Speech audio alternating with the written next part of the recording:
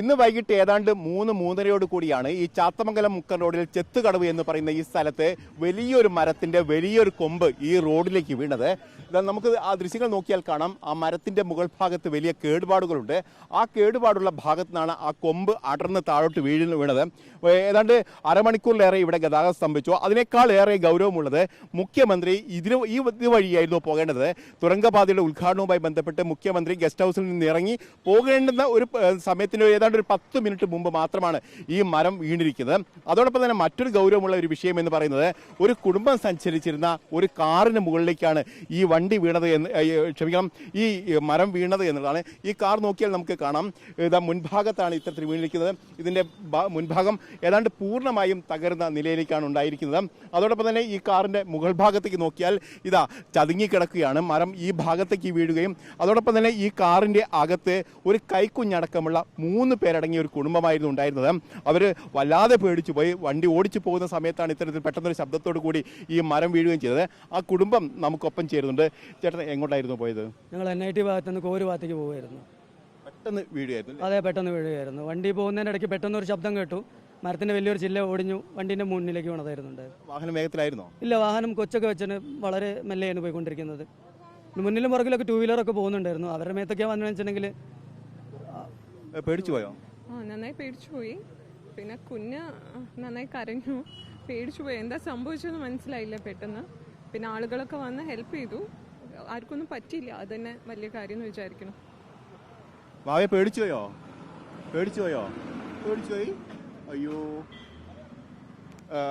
ഇങ്ങോട്ട് കുന്നമംഗലം ഭാഗത്തേക്ക് പോകുകയായിരുന്നു അല്ലേ? അല്ല, അതെ, കോവൂര് ഭാഗത്തേക്ക് പോകും. ഈ മരത്തിനെ സംബന്ധിച്ച് നേരത്തെ തന്നെ ചില പരാതികളൊക്കെ ഉയർന്നിരുന്നു, മുറിച്ചു മാറ്റണമെന്നൊക്കെ ആവശ്യം പെട്ടിരുന്നു. അതിനെപ്പറ്റി എന്താ പറയാം? ഇല്ല, ഈ പ്രശ്നം ഉണ്ടായതിനു ശേഷം നാട്ടുകാർ പറയുന്നു അവർ മുന്നേ പരാതി കൊടുത്തിട്ടുണ്ടായിരുന്നു. അപ്പം ഇതുവരെ ഒരു നടപടിയൊന്നും എടുത്തിട്ടില്ല എന്നാണ് പറയുന്നത്. ഏതായാലും തലനാരിഴയ്ക്ക് രക്ഷപ്പെടുക എന്നുള്ള പറഞ്ഞാൽ അക്ഷരാർത്ഥത്തിൽ തലനാരിഴയ്ക്കാണ് ഈ കുടുംബം രക്ഷപ്പെട്ടിരിക്കുന്നത്. അതോടൊപ്പം തന്നെ ഈ പരാതി കൊടുത്തിരിക്കുന്ന ആളുകളൊക്കെ ഇവിടെയുണ്ട്. അവർ PWD എഞ്ചിനീയറുമായൊക്കെ ബന്ധപ്പെട്ടിരുന്നോ? താങ്കളായിരുന്നോ പരാതി കൊടുത്തത്? അതെ, ഞാൻ ആണ് പരാതി കൊടുത്ത ആൾ. എൻ്റെ വീട് ഇത് തന്നെയാണ്. ഈ മരം റോട്ടിലോട്ട് ചായാൻ തുടങ്ങിയിട്ട് കുറച്ചു കാലമായി. ഡിസംബർ 3-ാം തീയതി ഞാൻ കെട്ടാങ്കൽ KSEBിയിലാണ് ആദ്യം റിപ്പോർട്ട് ചെയ്തത്. കഴിഞ്ഞ വർഷം ഡിസംബർ 3-ന് KSEBിയിൽ ചെന്ന് ഞാൻ റിപ്പോർട്ട് ചെയ്തു. ഈ മരം അപകടാവസ്ഥയിൽ നീങ്ങിക്കൊണ്ടിരിക്കുന്നുണ്ട്. അപ്പോൾ അവർ പറഞ്ഞു ഞങ്ങൾക്ക് ലൈനിലേക്ക് ടച്ച് ചെയ്യുന്ന കമ്പുകൾ ഒടിക്കാനുള്ള അധികാരമേ ഉള്ളൂ, അത് PWD ആണ് ചെയ്യേണ്ടതെന്ന് പറഞ്ഞു.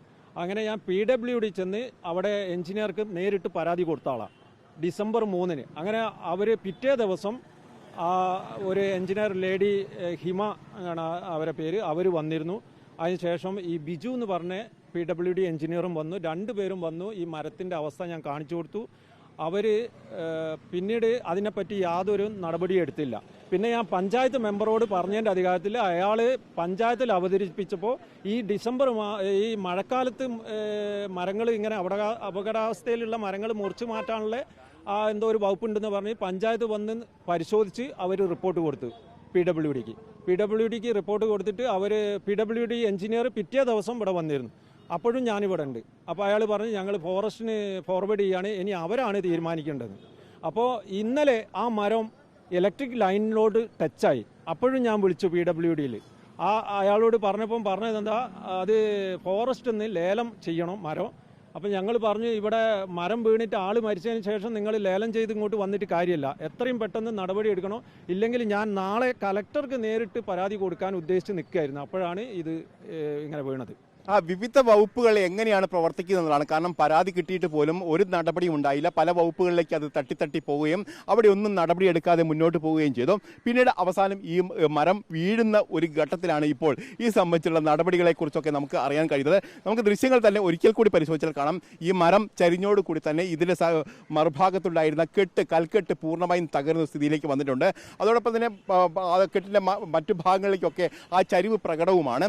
ഇത്തരത്തിൽ അപകടകരമായ അതും ഇത്ര വലിയ കേടുപാടുകളുള്ള ഒരു മരം മുറിച്ചു മാറ്റാൻ ഒരു നടപടിയും ഉണ്ടായില്ല എന്നാണ് KSEBയെ അറിയിച്ചു, PWD വകുപ്പിനെ അറിയിച്ചു, അതിനുശേഷം പഞ്ചായത്തിനെ അറിയിച്ചു, പിന്നീട് വനം വകുപ്പിലേക്ക് ഫയൽ പോകുന്ന സ്ഥിതിയായിരുന്നുണ്ടായത്.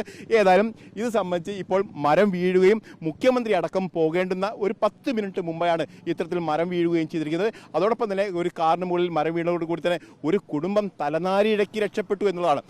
ഇതാണ് ഇതിലെ ഏറ്റവും പ്രധാനപ്പെട്ട കാര്യം. മുഖ്യമന്ത്രി വരുന്ന ഒരു വഴി, ആ വഴിയിൽ മറ്റൊരു കാറിലെത്തിയ ഒരു കുടുംബത്തിൻ്റെ വാഹനത്തിൻ്റെ മുകളിലേക്ക് വീഴുന്നു.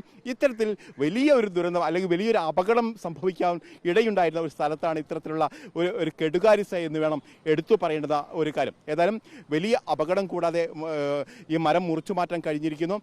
ഫയർഫോഴ്സിൻ്റെയും മറ്റുള്ള ഉദ്യോഗസ്ഥരൊക്കെ ഇവിടെ ഉണ്ട്. അതോടൊപ്പം തന്നെ KSEBയുടെ ഉദ്യോഗസ്ഥരുണ്ട്. ഇതൊക്കെ പരിഹരിച്ച് മുന്നോട്ട് പോകാനുള്ള ശ്രമമാണ് ഇപ്പോൾ ഇവിടെ നടക്കുന്നത്. ഷബീറിനൊപ്പം reporter AK Abhilash, in reporter, Kozhikode.